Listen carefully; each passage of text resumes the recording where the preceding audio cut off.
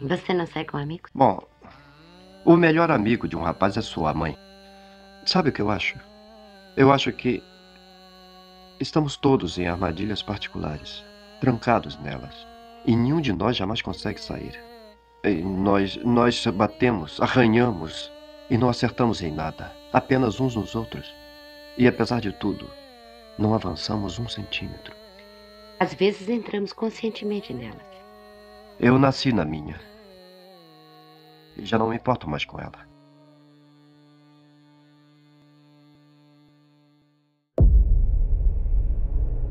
Você já parou para pensar até onde vai a influência de uma mãe na vida de um filho? Até que ponto o amor e o cuidado podem se transformar em prisão? E se essa relação sufocante não permitir que a criança cresça, mas a mantenha para sempre dependente, frágil e vulnerável? Agora imagine o que acontece quando essa ligação doentia é levada ao extremo. Quando a mente de alguém não consegue mais distinguir os próprios pensamentos da voz que ecoa de uma mãe morta há anos. O que sobra de um ser humano quando até a sua identidade deixa de existir? A história por trás desse dilema psicológico se tornou um dos maiores símbolos do terror, e é a nossa investigação de hoje aqui no Curiologando. Bem-vindo a mais um episódio de Por Trás do Monstro.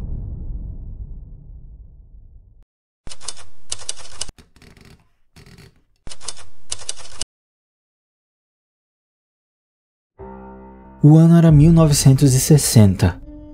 Alfred Hitchcock apresentava ao mundo um filme que à primeira vista parecia apenas mais uma história policial, onde uma jovem secretária rouba dinheiro e foge em busca de uma nova vida. Durante a fuga em uma noite chuvosa, ela encontra um pequeno motel à beira de estrada, um local aparentemente comum, com letreiro neon e cabanas simples. É nesse cenário que conhecemos o dono do motel. Um jovem tímido, de fala suave, educado em cada gesto, mas com uma melancolia quase infantil em seu olhar. Ele oferece comida, conversa e se mostra acolhedor. Esse alguém, que marcaria para sempre o cinema de terror, mais tarde ficaria conhecido como Norman Bates. Desde o primeiro contato, Norman Bates não inspira medo. Pelo contrário, ele parece ser uma vítima das circunstâncias. Sua vida é solitária, limitada a um motel vazio e a casa escura no alto da colina. Quando fala sobre sua mãe, percebemos um respeito excessivo, quase doentio, mas ainda assim é difícil não sentir compaixão dele.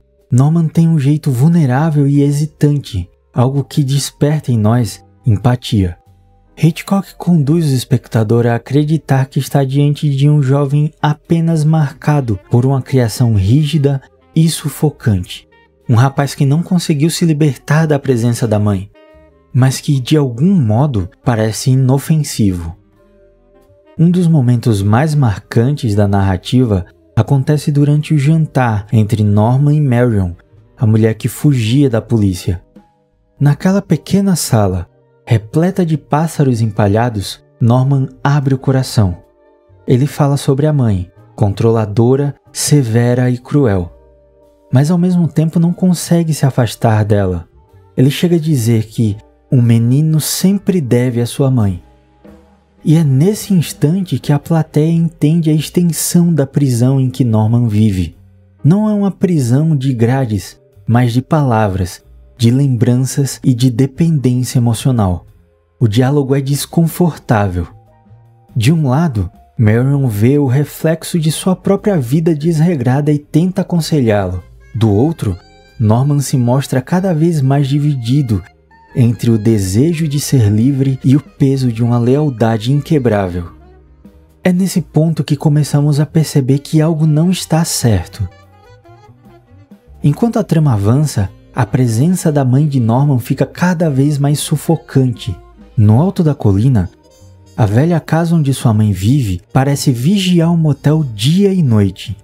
Norman sobe e desce aquelas escadas sem descanso, como se cada degrau fosse lembrá-lo que ele jamais poderia se afastar dela. E nós Como espectadores, sentimos toda essa pressão. Começamos a desconfiar da mãe de Norman, de sua autoridade e de sua crueldade. Mas ao mesmo tempo, continuamos vendo Norman como uma vítima frágil, incapaz de enfrentar o destino que lhe foi imposto.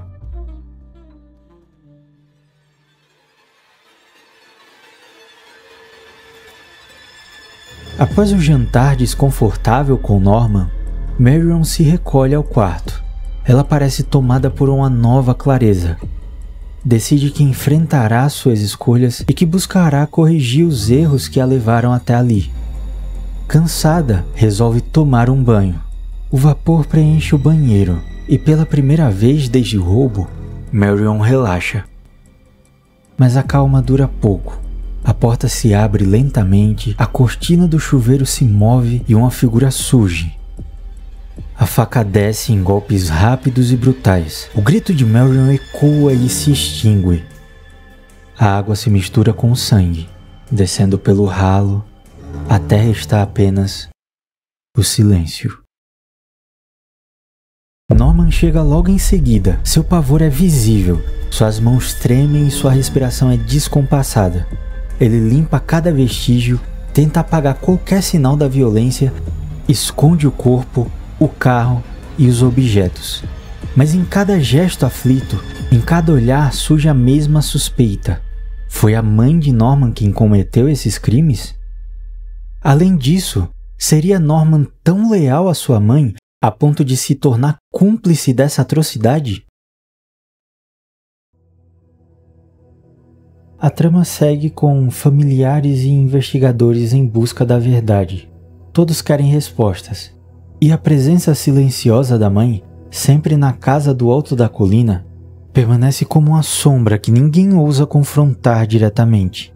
Até que em uma noite decisiva, Lillian Crane, irmã de Marion, sobe a colina determinada a falar com a mãe de Norman. O caminho leva até o porão.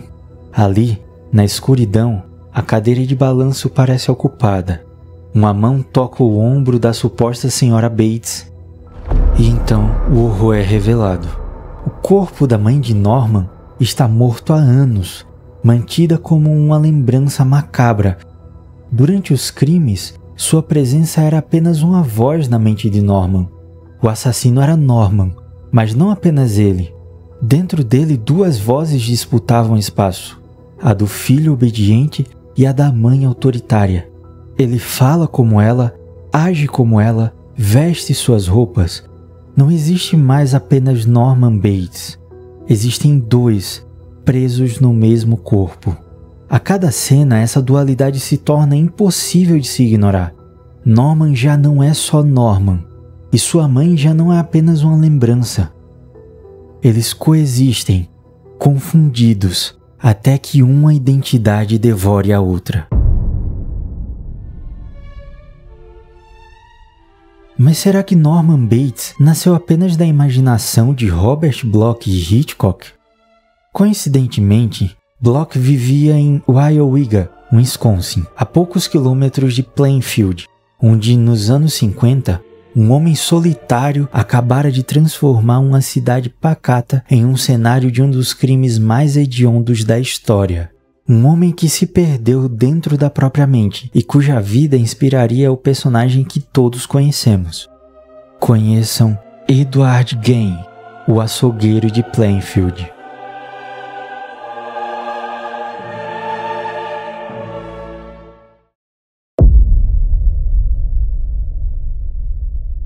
Nascido em 1906 em Plainfield, uma cidade pequena no interior do estado de Wisconsin, Ed cresceu em um ambiente de isolamento absoluto.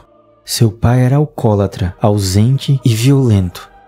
Mas a figura central da sua infância foi sua mãe.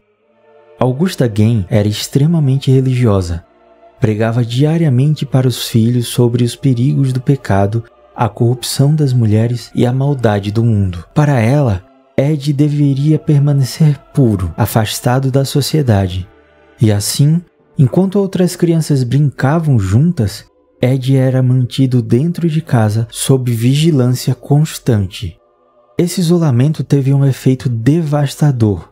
Ed não aprendeu a socializar, não desenvolveu amizades e, ainda mais grave, não construiu uma identidade própria. Sua mãe era seu único ponto de referência, o único modelo de comportamento, o centro de toda a sua vida emocional. Com o tempo, Ed se tornou um adulto solitário. Trabalhava em fazendas vizinhas, fazia pequenos reparos, mas era visto como um homem excêntrico. Os moradores de Plainfield o consideravam estranho, mas inofensivo. Ed era um homem tímido, quase infantil, que parecia viver em um mundo próprio. Mas por trás dessa fachada calma, a mente de Ed Gein já estava em colapso. Quando sua mãe morreu, em 1945, o último elo com a realidade foi quebrado. Ele não apenas perdeu a pessoa mais importante da sua vida, perdeu também sua bússola moral, sua razão de existir.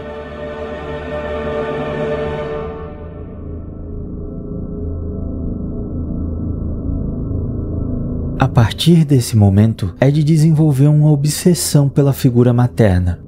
Ele frequentava cemitérios à noite, desenterrava cadáveres de mulheres que lembrassem sua mãe. Após isso, ele levava partes dos corpos para sua casa e, em sua fazenda isolada, transformava pele e ossos em objetos como cadeiras, tigelas e roupas. Acredita-se que Ed tentava recriar a presença da sua mãe. Ele usava máscaras feitas por pele humana, como se quisesse vestir uma nova identidade, como se tivesse desejo de se tornar ela. Em 1957, o desaparecimento de uma mulher chamada Bernice Warden levou a polícia até a fazenda de Ed. O que encontraram ali foi um cenário de pesadelo. Corpos mutilados, objetos confeccionados com restos humanos e uma mente completamente desconectada da realidade. A pequena cidade de Plainfield entrou para a história como um palco de um dos crimes mais perturbadores dos Estados Unidos. E Edward Gein se tornou o protagonista desses atentados terríveis. Um homem aparentemente comum e até um pouco excêntrico, mas que no fundo escondia horrores inimagináveis. No fim, podemos ver que Norman Bates não nasceu do nada. A solidão de Edward Gein, sua devoção doentia à mãe e a casa isolada, os objetos roubados dos túmulos, tudo isso serviu como matéria-prima para Robert Bloch imaginar o personagem. O escritor não copiou os crimes de Plainfield, mas absorveu a atmosfera deles. Um homem retraído, preso à sombra materna, vivendo em uma casa onde cada parede parecia esconder um segredo assustador. E assim, a vida real de Edward Gein encontrou seu reflexo na ficção. O filho obediente que não conseguia se libertar da mãe virou nas páginas e depois nas telas o tímido e perturbador Norman Bates.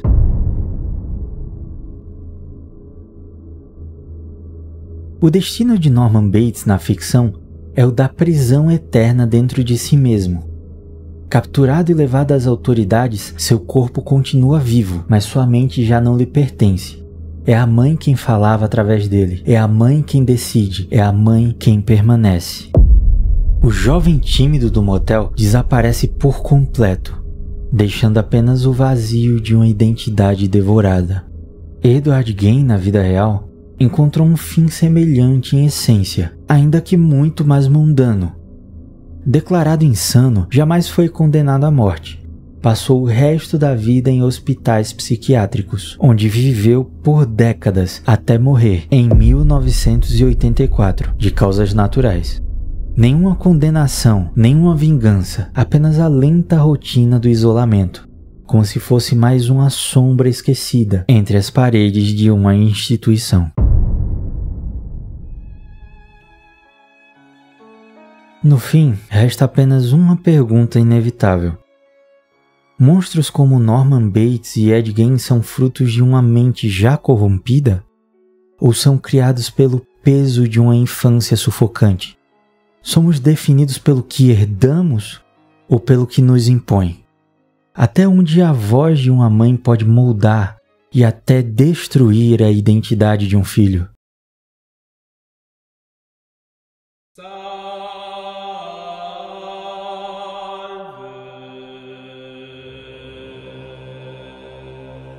Hoje, exploramos o horror silencioso que se esconde na mente de um homem.